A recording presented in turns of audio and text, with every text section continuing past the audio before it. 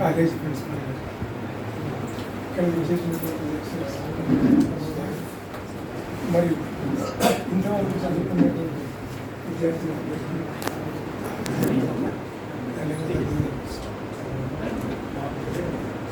మళ్ళీ కాలేజీకి వస్తానని నమ్మకం నాకు లేదు. అయితే నువ్వు వస్తావా రావా నాకు నువ్వు కనపడడం లేదు అని జయరాజన గారు ఫోన్ చేసేప్పటికి కొంచెం ఇంప్రెషన్ వచ్చింది. అయితే ఇక్కడ చెప్పాల్సినటువంటి 4 వాక్యాలు 1971 ఉస్మానియా కాలేజీలో అడ్మిషన్ కోసం నేను కాలేజీలో బీకామ్ కావాలని అక్కడ ఉన్నటువంటి అజ్మతుల్లా ఖాన్ అని గొప్ప వ్యక్తి ఆయన కర్నూలుకే రాజు రాజు. అందులో ఆ కాలేజీలో మా తండ్రి గారు, మా చిన్నాయన గారు, మా ఫ్యామిలీ మొత్తం ఉస్మానియా కాలేజ్ స్టూడెంట్స్. నా వరకు వచ్చేటప్పటికి ఆయన చాలా బాధపడ్డాడు. ఏమనుకోవచ్చు, ఫాదర్ నాకు చాలా ఇంపార్టెంట్ కాబట్టి ఇప్పుడు ఉండే పరిస్థితుల్లో నేనేం చేయలేను కాబట్టి దయచేసి కొండయ్య గారికి చెప్పండి. సరే అదే విధంగా వచ్చి మాకు జ్యువెలరీ షాప్ ఉంది, ఆ షాప్లో వచ్చి కూర్చుంటాను. అడిగినాడు ఎందుకు కాలేజీకి పోలేదు అడ్మిషన్ అంటే సీట్ లేదని చెప్పినాను. ఎందుకు అన్నాడు. ఏమో మార్కులు తక్కువ వచ్చినాయేమో నాకు, నేను 3rd క్లాస్లో పాస్ అయ్యాను, తక్కువ వచ్చినాయేమో అందుకు ఇవ్వలేదని. సరే అప్పుడు ఆయన యోచన చేసినాడు. సరే ఇప్పుడు మేము 4 బ్రదర్స్, ఆయన కుమారుడు మా father at the age of 40 pass అయ్యారు. జ్యువెలరీ షాప్ మెయింటెనెన్స్ హై పొజిషన్లో ఉంది, మెయింటెనెన్స్ లేదు. కాబట్టి అప్పుడు పెద్దన్న గారు ఉస్మానియాలో బీఎస్సీ కంప్లీట్ చేశారు. సరే ఆయన షాప్లో తీసుకోవడం తర్వాత ఆయన అన్నాడు, వద్దు నువ్వైనా చదువుకొని ఒక పొజిషన్ కూడా ఫాదర్ చాలా అంబిషన్గా ఉన్నప్పుడు నేను గొప్పగా చదవాలని. ఆయన సంజీవయ్య గారికి భాస్కర్ రెడ్డి గారికి క్లాస్ పెట్టాను. సరే అప్పట్లో చిన్న వయసులో చూసినాను సంజీవయ్య గారు తండ్రితో సమానం భాస్కర్ రెడ్డి గారు. అయితే అక్కడి నుంచి వచ్చి 3వ రోజు షాపులో ఏడ్చుకుంటూ కూర్చున్నాను. నేను చదవాలంటే నన్ను చదివేయడం లేదు, వేరే ఊరికి పోవాలంటే పంపించేదానికి వీల్లేదంట. అందుకు ఏదైనా ఒక ఏర్పాటు చేస్తే స్టాఫ్ ఉంటే వాళ్ళతో చెప్పుకుంటూ ఏడ్చుకుంటూ కూర్చున్నాను. అప్పుడు వెంటనే ఏం చేశాడంటే వీళ్ళంతా రోటరీ మెంబర్స్, కొండయ్య గారు, చంద్రకాంత్ షా, జ్యోతి వాళ్ళు పిలిచిన తర్వాత ఆ రొటేన్లో సీనియర్ అడ్వకేట్ కామగారు రామకృష్ణరావు గారు వారు వాళ్ళ దగ్గర మిత్రులు మాకు అడ్వకేట్ కూడా పిలిచి స్వామి ఇట్లా ఉంది, మరి మగపిల్లలకి అయితే లేదు కాలేజీ, అప్పుడు ఏదో కష్టపడి క్యాపిటల్ షిఫ్ట్ కాగానే అసెటివ్ క్యాటరింగ్ పట్టుకొని ఏదో కొద్ద మిగతా డొనేట్ కలెక్ట్ చేసి మాకున్నటువంటి customer contact government as a jewellers అట్లా పరిచయం అది బిల్డింగ్ ఏదో తీసుకొని ఆయన ప్రస్తుతం జరిగింది. ఇప్పుడు పరిస్థితి మగపిల్లలకు కాలేజీ లేదు, దీనికి ఏమైనా ఆలోచన చేయండి అని అమ్మగారు రామకృష్ణ గారికి చెప్పడం జరిగింది. ఆయన ఒక 2-3 రోజులు అయిన తర్వాత కొంచెం విఐపీస్ తీసుకొని ఇద్దరి దగ్గరికి వచ్చి కూర్చొని అడిగినారు. సరే ఇప్పుడు ఎవరితో కాంటాక్ట్ చేస్తే బాగుంటుందంటే రామకృష్ణరావు గారు డిపిఐ ప్రతాప్ రెడ్డి గారు అని ఉన్నారు, వారితో మీరు కాంటాక్ట్ చేస్తే కొంత అమౌంట్ మీరు కట్టుకోవచ్చు, అప్పుడు కాలేజీకి పర్మిషన్ ఇస్తాము, మిగతా స్టాఫ్కి చాలా లేట్ అవుతుంది అనే మాట వాళ్ళు చెప్పడం జరిగింది. సరే రాత్రి ప్రయాణం డబ్బు తీసుకొని వెళ్ళిపోయిన తర్వాత ఒక 1 lakh కట్టాలి. సరే డబ్బు ఉంది కాబట్టి 1 lakh కట్టి గవర్నమెంట్ కాలేజ్ ఫర్ మెన్ అనే దాన్ని స్టార్ట్ చేయడం జరిగింది. ఆ జరిగిన తర్వాత ఇప్పుడు ఎవరైతే మేడం వారి బిల్డింగ్ అని అన్నారే భూత్బంగ్లా, వారి తరంలో ఉన్నటువంటి ఈ కమిటీ ప్రెసిడెంట్ మేడం రాధాకృష్ణమూర్తి గారు 97 years ఆయన ఉన్నారు, వారిని కూడా కలిసి వస్తున్నాం. అయితే ఈ కాలేజ్ ఓపెన్ అయిన తర్వాత బిల్డింగ్ కోసం చాలా కష్టపడితే అప్పుడు ఆయన కొద్దిగా రికమెండ్ చేసినాడు. అప్పుడు ప్రాపర్టీ వాళ్ళ చేతుల్లో లేదు. సుబ్బారావుని ఒక రియల్ ఎస్టేట్ కాంట్రాక్టర్ ఆయన ద్వారా ఆ బిల్డింగ్ రెంట్కి అడిగారు. సరే అది రెంట్కి ఇవ్వడం జరిగింది. అలాట్మెంట్ స్టాఫ్ కావచ్చు. ఇప్పుడు సుబ్రహ్మణ్య శర్మ గారు ప్రిన్సిపల్ చేసి ఏదో ఈ అడ్మిషన్స్ అవి ఇవి చూడండి. తెలుగు మీడియం వరకే స్టార్ట్ అయింది. అప్పుడు ఎంతమంది? ఒక 10-15 మంది బీ క్యాంప్ హీరోస్. మా విక్రమ్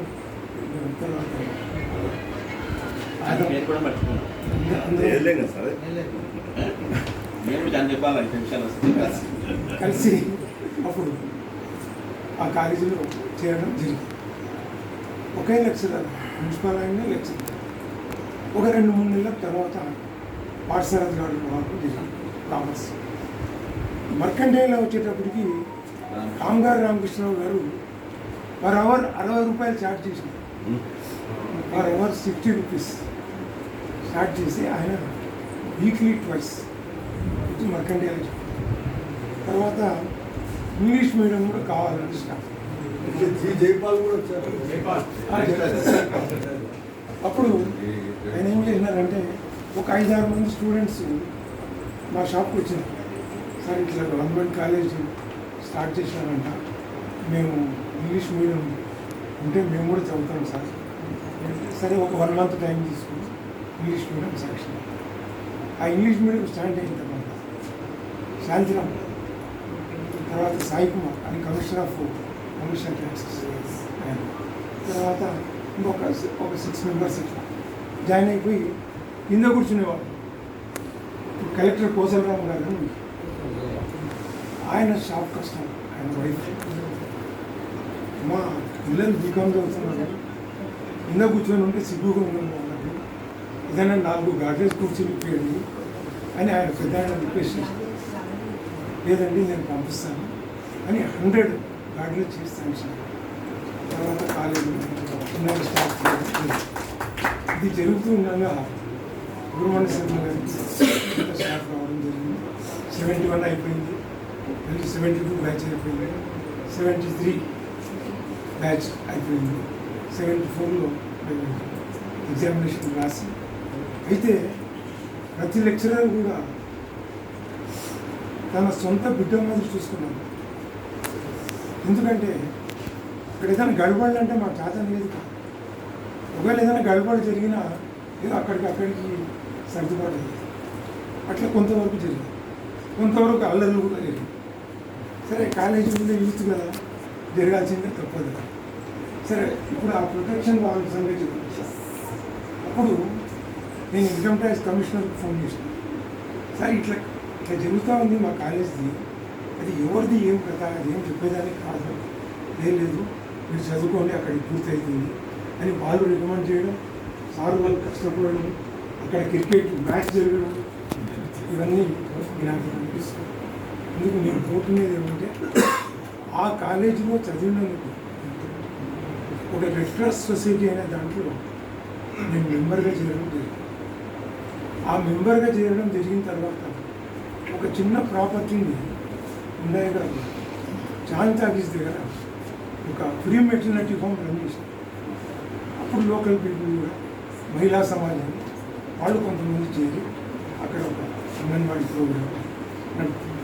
అది కొంతకాలానికి స్టాప్ కాగానే ఇమ్మీడియట్గా ఎందుకో నాకు అనిపించింది, సరే మనం తీసుకుంటే ఎట్లా ఉంటుంది, కాలేజ్ అయిపోయింది కదా అనేటప్పటికి లేదు మ్యారేజ్ చేస్తాము అన్నట్టు కూర్చోవాలి. 75లో మ్యారేజ్. సరే 80 వరకు షాప్ చేస్తున్నాను. 80లో మోహిత్ జోషి గారు గవర్నమెంట్ ఇప్పుడు వారికి లెటర్ రాసింది, ఇట్లా ప్రాపర్టీ ఉంది రెడ్ క్లాస్ది, అక్కడ చాలా గందరగోళం జరుగుతుంది, ఇది మా చేతిలో దొరికేటట్టు లేదు, దయచేసి మీరు తీసుకుంటారా ప్రాపర్టీ వాపస్ ఇస్తాం. ఇది ఒక లెటర్ రాస్తే ఆయన ఇమ్మీడియట్గా యాక్షన్ తీసుకుని సెక్రటరీ గారిని పంపించారు, గవర్నర్ సెక్రటరీ. వారి కలెక్టర్ దగ్గరికి రావడం జరగడం జరిగింది. ఆమె ఏదో షాప్స్ ఫౌండేషన్ వేసి దానివల్ల రెంట్ వస్తుంది, మీ ప్రోగ్రామ్స్ జరుపుకోండి అని రెడ్ క్రాస్ జరిగింది. ఇది ఇట్లా జరుగుతుందనే ఆయన అప్రిషియేషన్ ఆఫ్ కర్నూలు డిస్ట్రిక్ట్ అంగడి సెక్రటరీకి అపాయింట్మెంట్ ఇచ్చి నన్ను అది అదృష్టమో దురదృష్టమో నాకు తెలియదు. ఆఫ్టర్ ఆల్ ఈ కాలేజీలో ఒక చిన్న పిల్లవాడి మాదిరి జరిగినటువంటి వాడిని నా లైఫ్ టైంలో president of India mister Venkatraman గారిని కలిగిన వారి ఆశీర్వాదం. తర్వాత అట్లే అదే మాదిరిగానే రెడ్ క్రాస్లో ఒక ముగ్గురు ప్రెసిడెంట్స్ దగ్గర తీసుకున్నాను. దాని తర్వాత జయరాజ్ గారు ఇవన్నీ సరిపోవు, నువ్వు కూడా బ్లాక్ ప్యాంట్ వైట్ షర్ట్ చేస్తావు ఏ అబ్బా అన్నాడు. అందుకే గుర్తుకేసుకొని వచ్చినాడు. అప్పుడు లోకథలు జరిగితే వీళ్ళు ఎవరు నన్ను సర్వీస్కి తీసుకొని పోతే హార్డ్ వర్క్ చేశాను. శ్రీశైలం ప్రాజెక్టుకి వచ్చినప్పుడు అది కూడా అదృష్టమో మరి దురదృష్టమో తెలియదు. పివి నరసింహరావు గారి దగ్గర 5 సంవత్సరాలు ఆయన దగ్గర ఉండాల్సిన విషయం జరిగింది వాడి దగ్గర. తర్వాత ఈ శ్రీశైలం ప్రాజెక్ట్ కాంపెన్సేషన్ ఆఫ్ దానికోసం మీటింగ్ చేసినప్పుడు వీళ్ళందరూ కలిసి ఇప్పుడు మనకి చాలా 140 కోట్ల డబ్బు మనకు కావాలి,